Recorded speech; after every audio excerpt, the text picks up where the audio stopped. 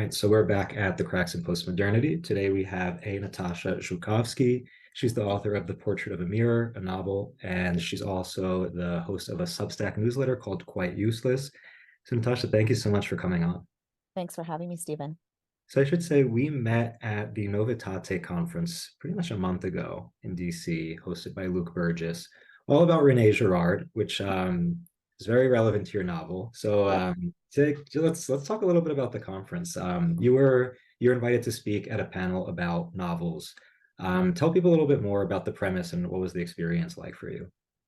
Yeah. So the premise of our panel specifically at the Novitate conference was deceit, desire, and the contemporary novelist, playing, of course, on Rene Girard's first book of literary criticism, Deceit, Desire, and the novel. The premise being that the insights of Girard's book, of which there are many, but the most famous, the central one, is that of mimetic desire, and that our desires are imitative of others' desires.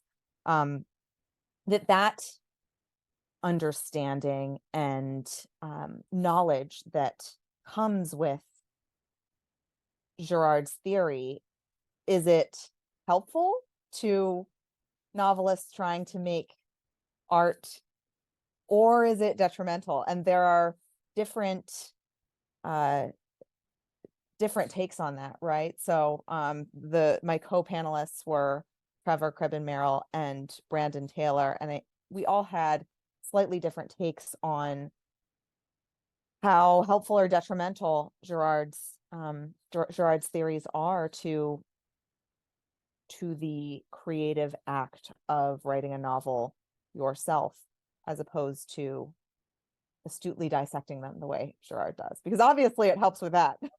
Yeah. Yeah, and you wrote this really fascinating essay, I guess, in preparation for the conference.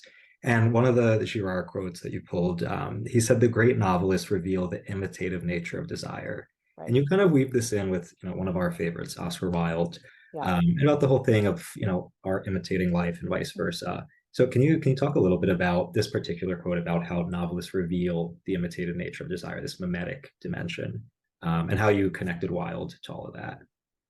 Yeah, sure. So first I should clarify, I revised that paper based on a two-part Substack post that I did after meeting Luke Burgess, who hosted the Mm. Novitate conference, and becoming familiar with his book Wanting, and then Deceit, Desire, and the novel itself. I formalized and put them together for the conference, but these were more my contemporaneous thoughts immediately after reading Deceit, Desire, and the novel.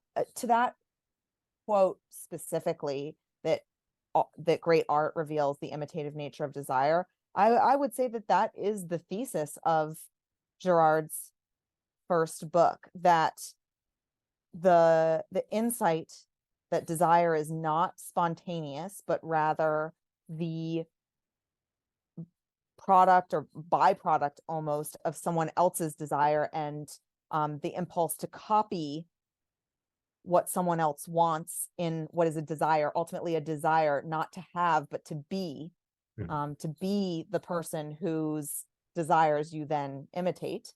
That revealing that insight, not in so many words, but in the actions of characters and their psychology and the way that they behave, is kind of the litmus test for Girard, to a novel's greatness. And I think to a large extent I'm inclined to agree. I mean, the authors that Girard pulls specifically are Stendhal and Proust and Flaubert and Dostoevsky. But and I say this in the paper, you could draw the exact same conclusions looking at Tolstoy and George Eliot and Edith Wharton and Henry James. So,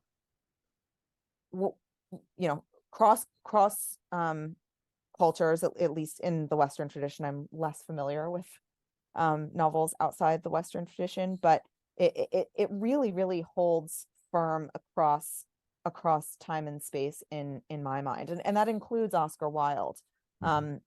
The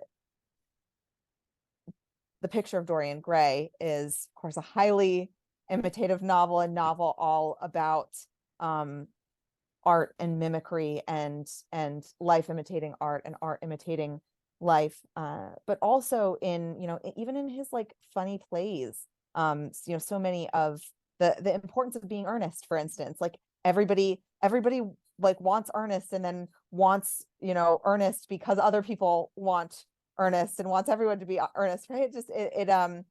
It that, that play is so fun and so silly and so witty, but like in its silly way, it reveals the imitative nature of desire too. And I mean, of course, it's not a novel, it's a play, but I think great Shakespeare does it. It's not even just novels. It really extends to I would say to plays and to cinema, to narrative arts more generally.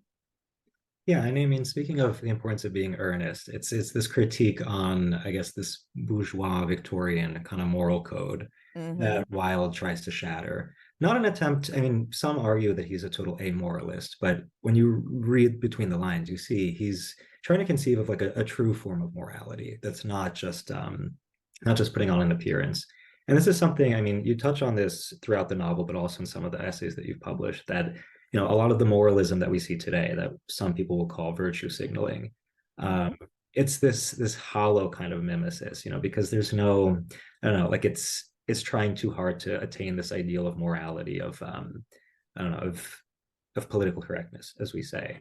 But and it has very significant consequences for art, because when morality becomes, we could say, an idol in itself, then metaphysical beauty kind of falls by the wayside. So can you talk a little bit more about your commentary on contemporary morality and how, I don't know, how Wilde kind of sheds light on this? Yeah, for sure. And there was actually just another good piece on this recently, not by me, in the Atlantic.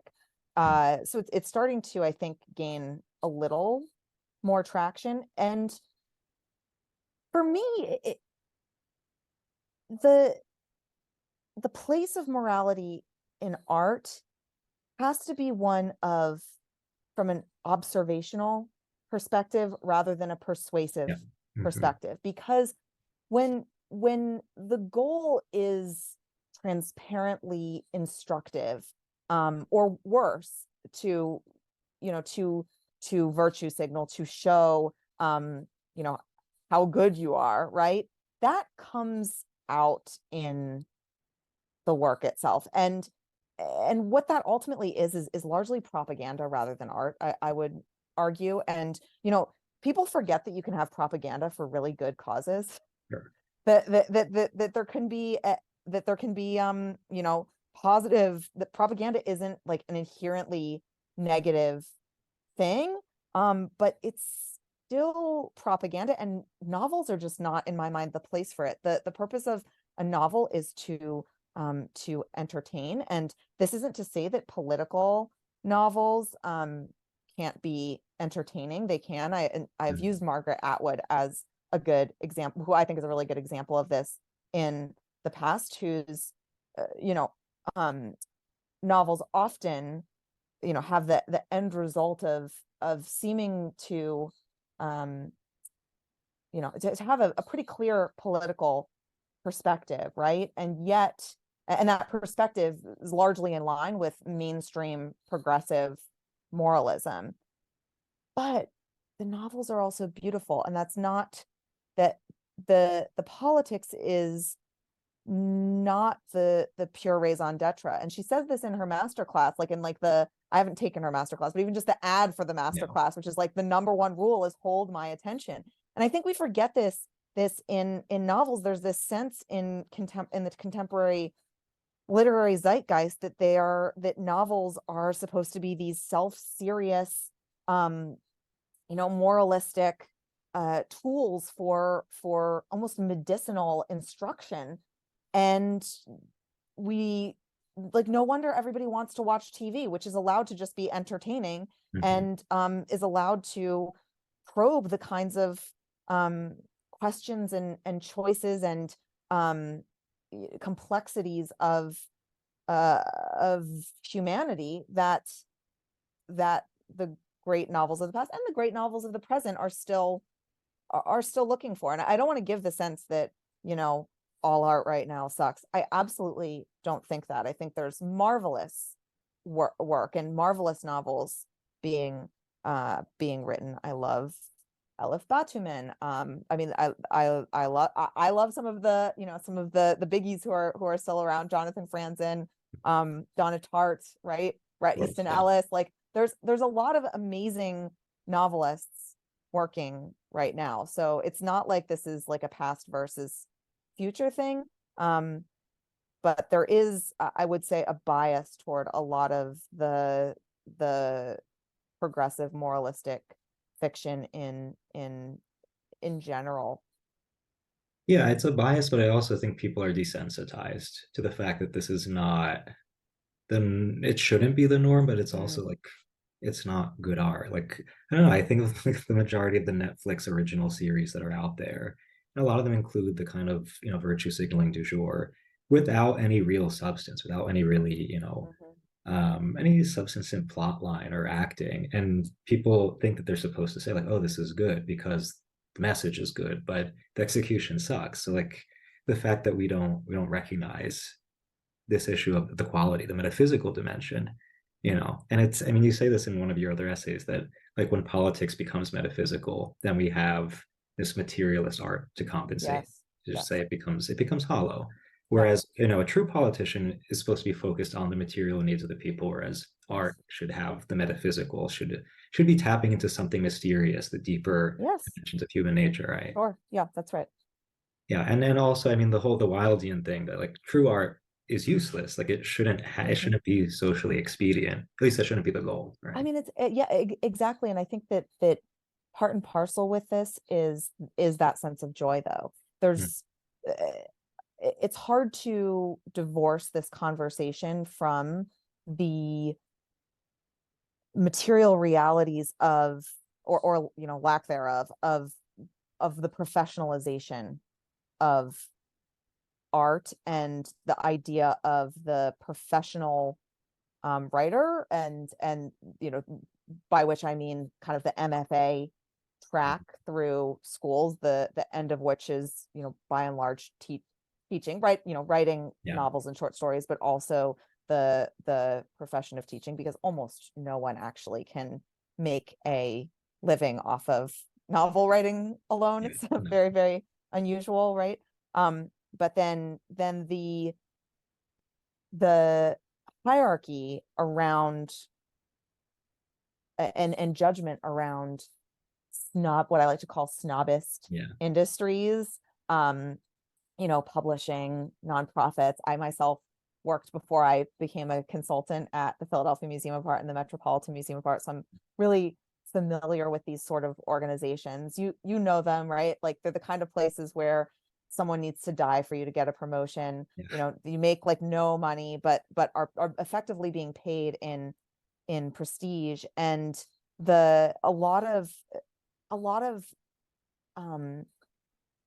the moralistic art seems tied to me to the moralism around the ability to make money off your art and the professionalization of art, which again really it has often not benefited from that professionalization. It's really tricky because you want equality of opportunity in the space, but the reality, and you need time to do these things. So like really the best way to become a novelist is to be born to a lot of generational wealth, and we don't want it to be limited to those, to be limited in that way at all, and it shouldn't. But there's this tension because as soon as you bring that money, that pressure into the equation, particularly the sort where it's really, am I going to be able to feed my family and afford rent kind of thing, you're almost there's an external pressure that is very, very hard pressed to coexist with a quite useless mentality. And You know, I haven't totally even resolved this tension in my mind, in my own, like what would probably be called, I think you call them someplace normie, Mhm. Yeah. progressive liberal politics, which are my politics, by the way. Yeah. Like I really struggle to, you know, reconcile that and all of my desires for that in the material sphere with my sense that really the aristocratic model is often more conducive to art. The less, of course, art and commerce have always been entwined, and it's not like a total purity thing. And you know, I certainly am not above commercial considerations, but Yeah. there's commercial considerations and commercial considerations. Like thinking about a public and an audience is very different from feeling a pressure to contort what should be art into a specific way to literally survive. Yeah, and I mean, I think there's this kind of anxiety to let beauty just be beautiful and useless without there being some kind of socially expedient end goal. Yeah. It's this. I mean, it's the residue of this puritanical mentality, and going to what you're saying about the snobs, and you have an interesting little chart in this essay, and also in the Substack post. But with the snobbery, like Mhm. ultimately you say this, that being a writer, and like you have to have a certain level of privilege to write. And again, with this kind of moralistic anxiety that we have, we're very quick to, as we say, check our privilege at the door, to acknowledge if we're privileged and to try to do away with it. But this comes up a lot in the novel. Like, just because we check our privilege at the door, does that mean we're like free of all inequalities or free of No, committing? not in the slightest. Exactly. Yeah. And I mean, the Right. characters reveal that, but no, I mean, this is something that I've thought a lot about too. Like, spending a lot of my time writing, is Yeah. that like, okay, it's if I don't acknowledge that I have certain privileges, then I'm delusional, of course. But this idea of, okay, check it at the door and act like it's not a thing anymore.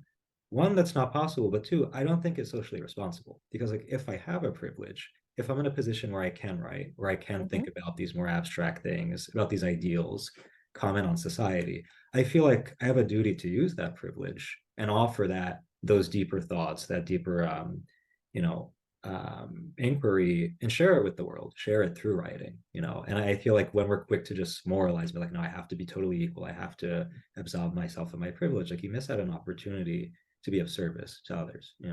It doesn't even, in my mind, have to be deep. Like I've argued in the past for the benefits of sophistry qua sophistry. Like there are times and places for um like the less serious too. And I mean it goes to the useless point. I think so much of great writing is just a pure love of language, and there's a sense of play there. It's almost childlike, the banter, the badinage, and this is very very Wildean, right? Like it is, it's a the love of wit for wit's sake. It's a pleasure, and it's a human pleasure. It's, you know, we're social animals, we're social creatures. It There is great depth. Like maybe it's not to say that it's not deep, but that there's great depth to superficiality. Yes. Yeah. Yeah, and I mean, ultimately, it also makes me think a lot about Kierkegaard, because like this is one of his dilemmas, that he's caught up with this existential angst, worrying about problems that like they're not problems that people in the real world are thinking about every day, and he has the luxury to sit there and philosophize about them and like worry about them. But you can say that they're abstract, that they're superficial, but they're also deeply human. And the fact that he wrote all these works of philosophy exploring these questions, like that is a service to the everyday person who has to, work a regular 9 to 5 job. That's what I'm saying. It's like there's a responsibility, if you have that privilege, to use it. And because someone's got to ask these questions, like somebody's got to make beautiful art and philosophy, because if not, I also, but I quibble with the sense that that is not compatible with a regular 9 to 5 job. And and this you goes can back speak to to the that. snobist the snobist industry stuff, right? That I would almost argue that like that a normal 9 to 5 job is more conducive because you can split those Yeah, things, whereas the snobist industry stuff bleeds in and no, gets in your head, that's and you true. get that egoic tension. Yeah, because I mean, for me, like I worked an actual job for 8 years before jumping into writing full time, and I realized like that's a privilege to have to had to work in the real world with actual people, because then your writing has like you have a wealth of experience to draw on. Whereas if you only do writing, then like, what are you saying? But I mean, but this is, I mean, you're living in both worlds, like I you're do, yeah. working a full-time job and you're writing, which I mean, I imagine it's easier said than done. But what is that like for you? Like, how do you manage that? As much as possible, I take breaks. So I took a leave of absence from my job this summer to write full time. And since I've been back at my full-time job, I have not made a ton of progress on my novel. Made a ton of progress over the summer when I was focused on it. So, for me, it's more a streaky thing. Uh, I I need deep focus for the novel. I can multitask on a newsletter post. It's much harder on something like a novel that Yeah. just literally requires every brain cell I have, and even some that I don't sometimes. But overall, I would say it happens one day at a time and one choice at a time. And it's not always easy, but it's also that they're also more compatible than you might think. I've often said, and I've even said this in presentations at my day job, that my day job has made me a better novelist, and being a novelist has made me better, not worse, at my day job. So, I mean, you've read my book. I got a lot of material from Oh, yeah. client work and working in both the museum world and the consulting industry. My work experience was directly relevant and inspirational. And likewise, so much of consulting, even on the internal side, which I do now, is storytelling and telling, weaving a narrative for senior executives, for rank and file, for all sorts of different audiences, right? Yeah. No, I mean, and I can imagine how like it helps to make the 9 to 5 job a more meaningful, interesting experience, because then you see it as poetic in itself. You see it as it becomes a work of art, you know. I do. And I've made deliberate choices to be in as psychologically interesting and environment and problem solving situation at work as possible. So I do a lot of work around incentives, which and motivations, and also teaming and psychological safety, and that's by design, right? I've moved into some of these areas because of my novelistic pursuits, and vice versa, because they've been mutually beneficial. So do people at your job know, or have they read your novels? Absolutely. Yeah. Yeah. Wow, And that's several, really so I would interesting. say, yeah, basically everyone I work with on any sort of regular basis knows. Me and another author in India, when our books were coming out in 2021, were invited on like a big call to like tell everybody about our books Oh, even. wow, And, that's yeah, awesome. no, my company, my direct boss, like everyone is very, very supportive. And I would absolutely say that my consulting friends in the consulting world are much, much more supportive of my novelistic pursuits than the literary world is of Wow. consulting, Very interesting. which is not surprising, right? Yeah. Yeah, and I mean, but the other side of it is, you worked before that, you worked in museum world, and that plays a huge role in the plot of the novel. And I mean, I think it's really fascinating how you set a lot of these scenes in rooms in a museum and exhibit spaces, and you do a lot of play with specific works of art, and you even included the images of them in the Mhm. back. Um, and just like have the characters playing off of the position of these works of art. And I mean, the most significant is on the cover is Yeah. Narcissus, the Caravaggio one. Mhm. Other Narcissus paintings show up as well, but the earlier on in the book, there's this scene where, there's an exhibition, then there's, I think it's a mirror that's on the opposite wall of the Narcissus painting, Yep. and the viewers are invited to take selfies with him, kind of modern rendering of Narcissus. So, talk a little bit about that, and like, I guess the mimetic dimension of the Narcissus myth and our contemporary kind of selfie culture. Well, I should mention that I didn't learn about Girard and mimetic theory until after my novel Okay, was it's very interesting. published.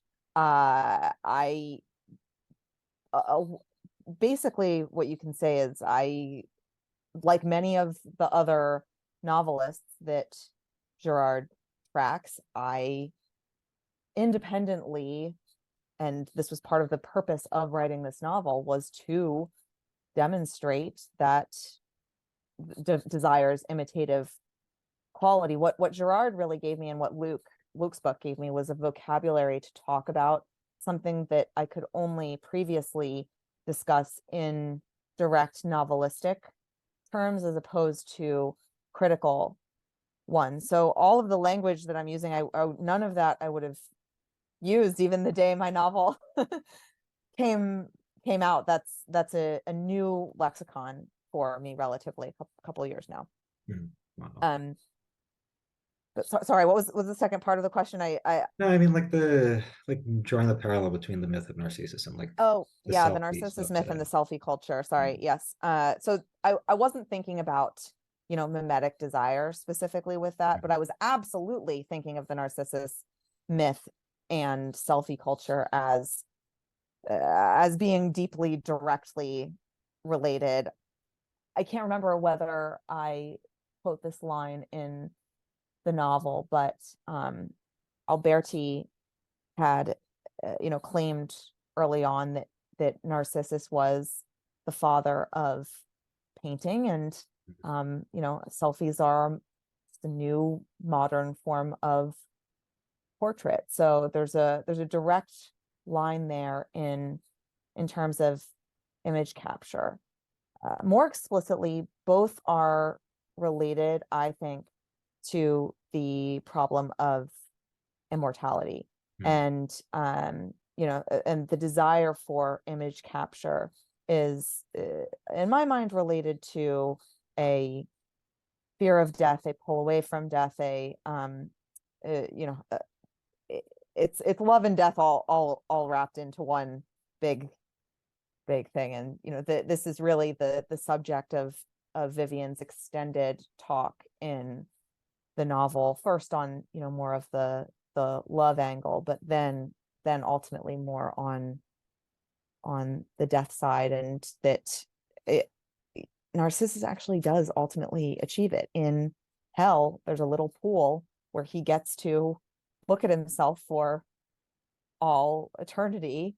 um and similarly with, like, this is where I think a lot of our contemporary, the dominance of selfies comes down to a desire to capture something that is fleeting, and ward off death, which is ironic because so many people kill themselves now accidentally in trying to get really extreme Yeah. selfies. Yeah. I also wonder, did you rely on Christopher Lasch at all while writing this? No, I haven't heard of Hmm. him. No. Oh, really? Culture of Narcissism. Yeah, I haven't heard of it. I need to look it up Yeah, clearly. if you read it, it's gonna blow your mind because it's. Oh my I mean, gosh, that's funny that I'm you writing it read down right Girard or now. Lash before writing this because it's like then it's kind of prophetic. No, I mean, so Christopher Lash. I mean, he was like writing, I guess, in the 60s and 70s, and has kind of reemerged in popularity after the Trump presidency. But Mm. his whole thing is that contemporary narcissism is not born of like excessive love of self, but a lack of a self, a lack of personality, you could say. So we try to fill that void through, self-projection, self-indulgence. And I don't know, like it makes me think with the selfie thing, there's a lot of moralizing around selfies. Like a lot of us are like, oh, go touch grass, live in reality, stop taking pictures of yourself because it's selfish. And it's like, okay, being reactionary against the selfie is not, it's not an escape. I mean, and it bringing Girard into the picture, like you can escape mimesis by claiming to be detached. Like it starts from recognizing that I do have a desire to imitate, that I'm in the like attempting to be original, to be unique is not what makes you unique. It's like recognizing that there's something, there's an ideal that I should be pursuing, that I should be trying to imitate, and it's preferably a superior one to whatever, everyone else is doing. But I don't know. Haven't you noticed though that the moral backlash has gradually eroded? Like when selfies first started emerging, it was seen as very much something that like blonde Barbie types, which is a completely unfair stereotype, but that was what I'm saying, what the stereotype was, that this was something that that sort of person did, and that over time selfies have gotten more and more mainstream and acceptable, especially when they are undercut or couched with an appropriate level of self-awareness or Right. irony. Like it's okay if you post a selfie as long as you know that it's cringe to post a selfie. Yeah, but is irony an escape from mimesis? Is irony anti-mimetic? Oh, that's a good question. Because like right now, irony is becoming a meme in itself. Like now it's irony Yeah. is cringe. And so like, I don't know. But this it goes to the whole ebb and flow. I don't think that irony is inherently anti-mimetic at all, Yeah. because irony, like everything else, like the flux we get from naturalism to artifice, which you can see in like quiet luxury, loud luxury, quiet luxury, loud luxury. It is a constant tone set and flow down of, from basically the socially elite Hmm. or the high end toward the low end. And it goes in a cycle, because what ultimately everyone is trying to do is differentiate. And that's why fashion goes in cycles. That's why, and like it comes back in predictable numbers of years. I don't think it's just nostalgia. Nostalgia, obviously, I have lots of thoughts on nostalgia too, and it's a very powerful force. But nostalgia is, I think, it's related to your past desires, right? And that ebb and flow, it's really hard to untangle it, I would argue, from the the mimetic social chain that is deeply tied to class, not just in a socioeconomic sense, but not just in a socioeconomic sense, but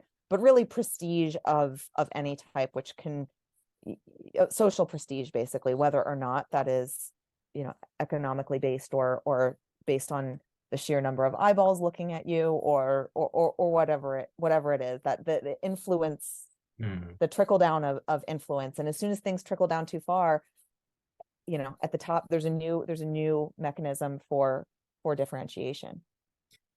Do you think it's safe to say that like Wilde is an example of how irony is not an escape, or that it's not anti-mimetic? Because like that was his whole thing up until everything crashed and burned in his life. I mean, and then from there, like he had to kind of start again, and like I don't know, because I see how a lot of people are riding this kind of irony wave, and that it's definitely interesting. It does bring something new to the table, but it's not enough in itself to like to lead to some kind of liberation or some kind of transcendence.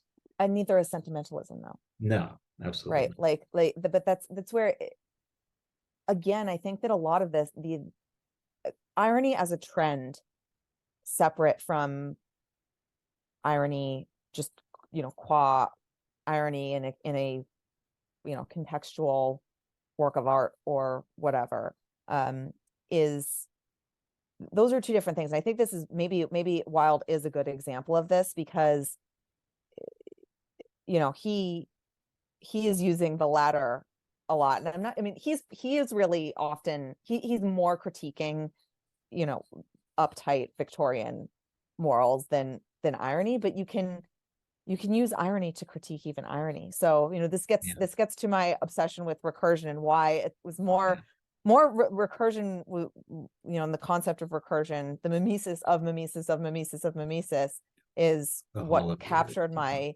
um uh, my lexical attention, in the absence of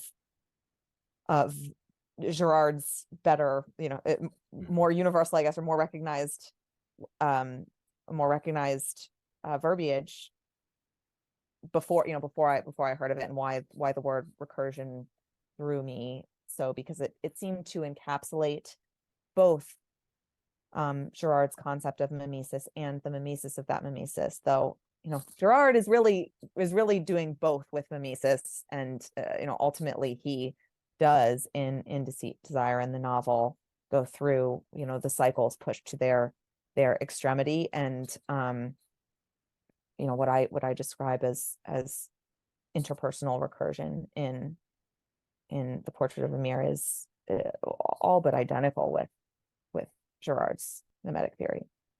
Yeah, and then I mean, other than mimesis, the main theme that you see in the plot of the novel is it's the role of guilt, because without giving too much away, main characters get into some naughty stuff, Yeah. and the guilt that they feel really takes over.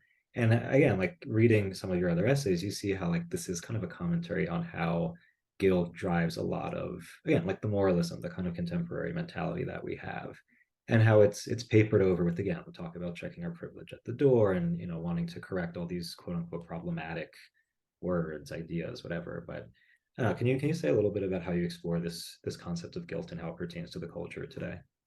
Yeah, I wasn't so much thinking about guilt in a vacuum as I was about the dichotomy between guilty seeming innocence and innocent seeming guilt. Hmm. And so for me, the exploration of guilt was certainly, there's a moral element to it for sure, but I was admittedly more interested in the psychological, uh or almost, I mean, more like purely intellectual almost problem of whether what wins out, appearance or reality, and specific, not just appearance or reality, but but when those things are in direct conflict, which conflict we choose. And the there's a relationship there with moralism for sure. And it's open. I think it's an open-ended question, and I hope it was left open-ended in the novel. Which one of these things is better or worse? Is there a better or worse? Like, I don't know the answer to these questions. That's part of the reason that I wrote the book, to explore them and see what other people thought about that. What do you think? I mean, after reading it, I don't think it gives away anything about the plot to say, whether you would choose innocent seeming guilt or guilty seeming innocence. Mm. I mean, it's interesting how like the internal monologues of the characters like attempt to justify the behavior, but also throw the guilt around. And I mean, ultimately, I was just rooting for them to come clean and just be like, okay, you screwed up, admit it. Yes, it will suck. It's uncomfortable. But then you can move on and you won't be like internally, destroyed over this. But I don't know. I mean, I feel like I haven't read many novels where this particular kind of conflict, this kind of transgression is like explored in so much depth. So I don't know, it was very interesting for me Oh, to. I'm so glad. Have you read Crime and Punishment? No, I'm putting off all those giant books till like when I get old and have nothing to do. I don't have the You might, attention if, span. well, if you enjoyed that aspect of it, I might recommend Crime and Punishment. It, you know, in greater detail explores um the, one side Yeah, of that equation. yeah. Okay, so I'm gonna have to try to push it up, read it earlier. All right, so I have one more question for you, kind Sure. of unrelated. So, given that you worked at the Met, Yeah. what do you think is what's the best exhibit or what's the best collection Well, I mean, I personally love the Greco-Roman galleries. I just think they're so grand, and you have the urns, you have the marble. It's so beautifully put together. But in terms of just just one piece, and this features in my book, I have to give it to Canova's Perseus with the head of Medusa. It's just iconic, and the play.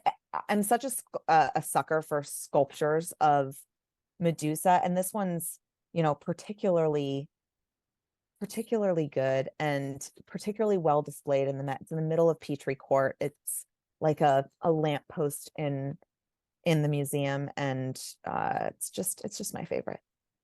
So, but was the Caravaggio collection there when you were working?